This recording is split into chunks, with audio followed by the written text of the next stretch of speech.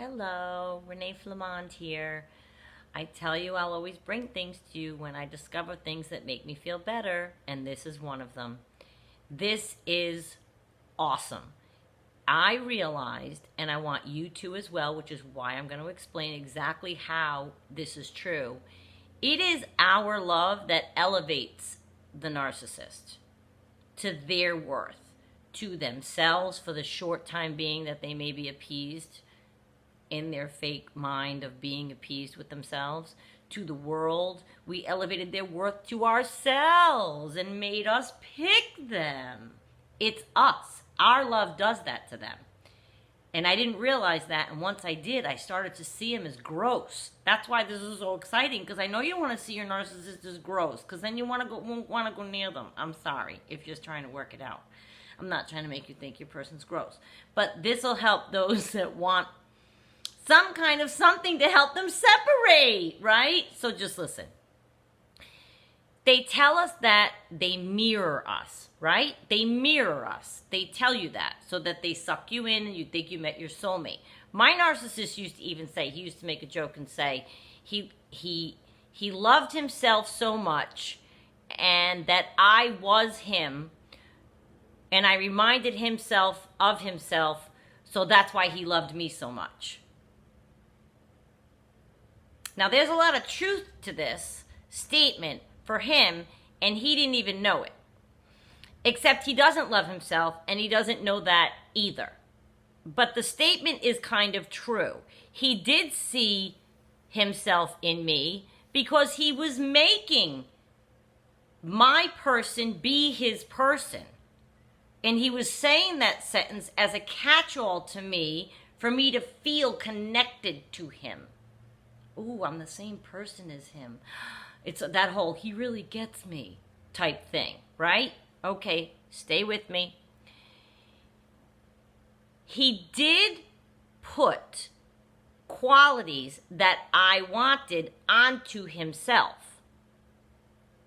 He made himself be that 5% guy I've spoken of before, which if you've never watched these past videos, I explained in a video how the 5% of him that was good, that I loved, if that person were real, I'd be with that person right now. If I met that person again in a real person, I would be with that person. But that's not real. The 95% of the guy is the real part. The part that, ew. You know, the ew. That's the, okay, fine. So, he made himself into being this 5% guy. So I would love him, and I did. But now, without me to mirror, with each time I spoke to him post-breakup, with more and more time in between, it was dissipating into nothingness. The last time I spoke to him or heard from him or got a video from him, it's just dissipating into nothingness. I was getting more and more turned off. It's like the charm and the swagger and the humor and whatever it is that he did suck from me and put onto him. Whatever qualities he knew I would like that he ventured to portray, like tried to like be like. You know what I'm saying? Those were gone. I haven't been there to mirror. I haven't been there to mirror. So it was like he was losing the qualities. Every time I would talk to him, or he would be a FaceTimer a lot post-breakup because we weren't around each other. He'd be like, oh, I just want to say hi, and I would answer. And it was just every single time I was like, ugh. Okay. He morphed. He morphed before my eyes over time into this sleazy, creepy old man, con artist guy. Yeah. Whereas before, I may have taken a phone call where he was very hard to understand.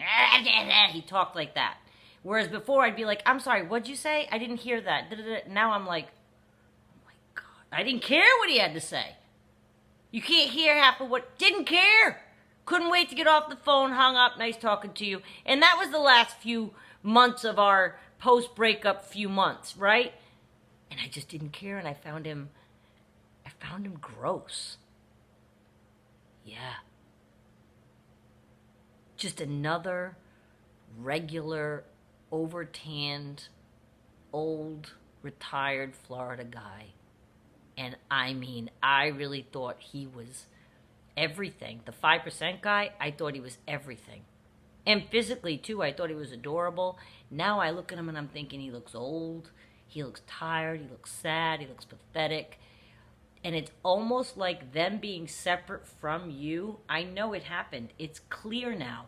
Him being separate from me, he doesn't have me to mirror the fabulousness that I thought I saw in him, which I did see in him because he was sucking it from me and mirroring it onto him. Out of sight, out of mind. He doesn't know how to do that by himself. And the research tells you that, and I didn't understand what they meant. They don't know how to muster up the charm, the humor, by themselves. They do need to mirror us. They need to mirror us. So the longer away from him, I realized he had no special gifts, as I thought he had when he was with me. But the gifts that he had when he was with me as the 5% guy, they were for me, for then, because he was around me. And those gifts are no more because he's not around me. So he wasn't really this or that, or whatever your positive list is that you think your narcissist has. They are reflections of the good things in you. And if they were to separate from you, you would see over time those absolute qualities fade away. Like, I no longer find him funny. I no longer find him charming. I no longer believed anything he said. I just listened and let it dissipate at the end there, and just would listen, and then one day just cut it off, and that was it. I didn't tell him I was going to cut it off. I just stopped taking any kind of communication. But I was the one who put those gifts upon him and saw them even though they were never there. I did that. I put them on him because he sucked from me. I imagined I saw them because he was behaving like that, but they were never there. So they separate from me, and now he does that. Now I just see him honestly as lower, lesser than, flat out not good enough. And I never think that way, not about anybody. I don't think that way. We are all equal, and any human is good enough for another human. That's it. Period. End of story. However, once it's revealed to you that someone actually is lesser than in terms of moral code, virtues, how they treat others, then I'm sorry, but you are lesser than. I'm sorry. You don't hold up. You are no longer worthy. You don't make the cut. It's like a clown. I see him as a clown. I feel bad. I pitied him. It was pathetic the last time I saw or heard from him at all. It was pathetic. And I can't, this is the sentence that's fabulous when you get here. Fabulous. I can't believe I went there. That's tough. That's a tough one when you feel that way, when you're like, I can't believe I went there. He's just not looking that great in my mind anymore without me attached to him. And I don't mean physically like I'm all that in a bucket of chicken. That's not what I mean. But me attached to his persona encouraged him to behave a certain way. Yours attached to your persona encourages him or her to behave a certain way. If they know you like quiet, they'll be quiet. If they know you like funny, they'll be funny. If they know you like intellectual, they'll pretend to be intellectual even if they're not. It's them mirroring you or what they think that you like. You let them know, you talk to them, they know what you like. But without them, it makes so much sense to me now. Without them attached to you, they quite literally, there's nothing to mirror. I guess they don't have what's in them to take it forward. They imitate you. But I guess they have to be in front of you to do that, like an infant or a chimpanzee that we're training. So once out of sight, out of mind, they're not going to learn. You put a child in the middle of the woods without adults to teach it, well, God forbid. You know what I'm saying. That's a terrible example. But what I mean is they need an adult to teach them. A chimpanzee needs the doctor, trainer, scientist person to teach them. A narcissist needs us to teach them. You take this away, they can't. They can't keep it in their mind, keep it in their heart, keep it in the fiber of their being. And 6 months later, from 3 hours away, they're not going to be the same. They're not going to seem the same to you. You're not going to be charmed at all. Because you were charmed with yourself. I'm yelling. I'm fascinated by that. You were charmed with your own qualities being staring back at you. Or him taking on what he thought you liked coming back at you.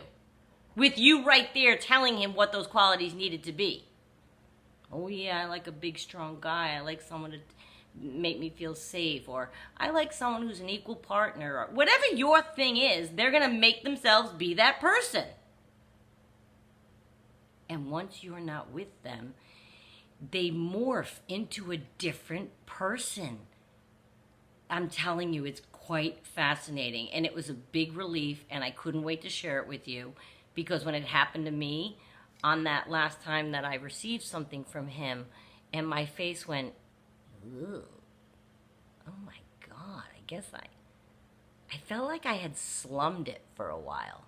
Do you know what I'm saying? And again, no person is not good enough for another person. That does not mean my nose is up here. That's not what that means. That means because now I know how he's oozing of the sleaziness that was in him in order to treat me the way that he did. The sleaziness is all I see now. It oozes out of him. And yeah, no, that person's not good enough for me. I will never, no, I will never apologize for saying that. So I wanted to share this with you. I find it fascinating. And the only way you'd know is if you had time away from your narcissist. So if you're not leaving them, I just want you to know that this is on the horizon if you did. If you had time away, you would see that they are nothing like what you think. Chin up.